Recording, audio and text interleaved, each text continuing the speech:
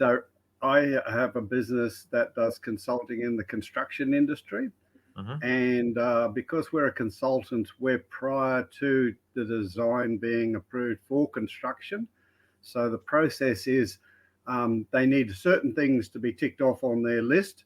And one of the things is what we do, which is building energy efficiency. So it's a mandatory requirement here in Australia, and we need to tick the box for them. And so they kind of come to us with an expectation that that's what we do and that's what we can do for them and that's what they need. So the deep dive is a little bit hard to do because they've already decided that they want just a price from us and then schedule it in when they're ready. So the question that I've got for you, Ari, is not in that area. We've already discussed that before.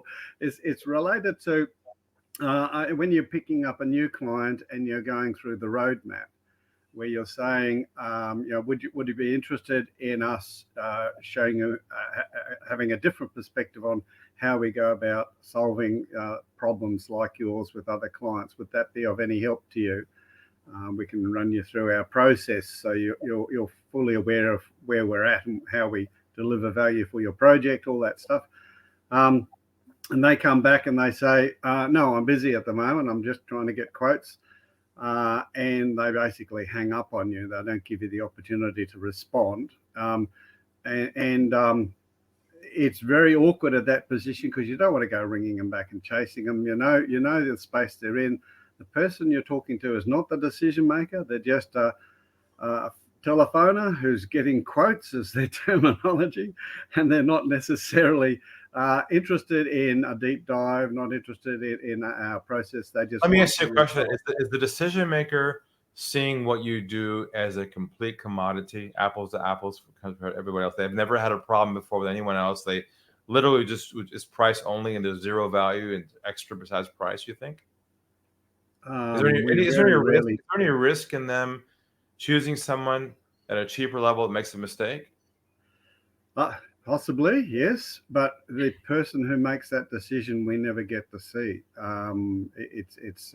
We're 3 steps away from them. I'll give you an example. In a construction project, there's the building owner who's paying for the project. There's the project manager, and there's the architect. And then there's us. We tend to be talking to the architect, and so we're 3 steps away from the person who says go. Okay, so I think you don't have much control of that initial conversation, it sounds like. So there's something you can do that bypasses a lot of this, and that is you should consider the idea of creating a trust asset. And we may have talked about this before. I'm not sure if we have, but something that you can mail to them, the contact, the architect, the owner, anyone you know in the chain, that you can send them somewhere in your process that arrives in the mail that sets you apart. Because if you can't use the conversation itself to differentiate you, then you need a better way to bypass all that. So it could be something as simple as a document or a mini book or something that says the title of how to choose an energy efficient consultant you can trust. And 10 to 20 blind spots they need to be aware of to avoid choosing someone that can do a poor job. Right. There's probably someone in your industry that's not doing a good job. Most like cutting corners, charging, who knows? But if you're the whistleblower and you tell people to watch out for these types of criteria when you're selecting someone, by default, you become the person who they can trust because you wrote the book on it. The Consumer's Guide, how to choose an efficiency consultant you can trust. And you've written the book on it. Well, by default, you're the guy.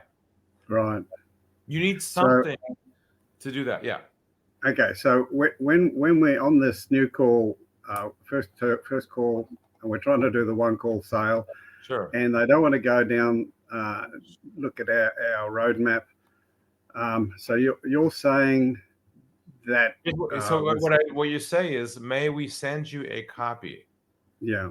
Of our new book that we just written on. Since you're choosing other folks right now, it's a guide that could help you along your path. Yeah. Whether you choose us or not, it's okay. But this will really help your process so you don't make a mistake of choosing somebody that could eventually hurt your project. Would you be open to that? So, what are they all going to right. say? Oh, of course you're going Yeah, to say. well, that's right. You send it to them, and then we just wait for them to come back to us. No, you send it to them, get their address, Yeah, get their phone number, and then you call them. You send it track with the tracking number, overnight delivery express. So it gets yeah, there the next day. The tracking says delivered. yeah. Then you call the day after that, and you say this: "Hi, Julie. It's Ari here. We spoke a couple of days ago, and I just want to call just to see if you received my book. Did you get that by any chance?" Oh yeah, it's right here. Thank you so much. It's on my desk. I really appreciate you sending that over. Great. Well, why don't you have a read of that? And I'm sure you'll probably have questions about everything. Why don't we have a chat again, and we can talk from there? How's that sound to you? Yeah. So all I'm looking for is a different road to go on to open up the dialogue, so they can trust you that you're not trying to sell them. You're trying to help her in her process as a guide. Yes. All right. So they're still coming back to us. We don't bother chasing them or anything. And you don't need to chase them because you just deposited value in her emotional account by delivering a gift of what she needs right now to help her in her or him in her process. It reframes the chemistry and the perception of you being just a commodity to you being someone who's an authority that can help the process. Right. So when they come back to us, that's when we do the roadmap with them, because now they've appetites now ready for. Now they're open to realizing you can add extra value that they couldn't before. Okay. Excellent. Thank you for that.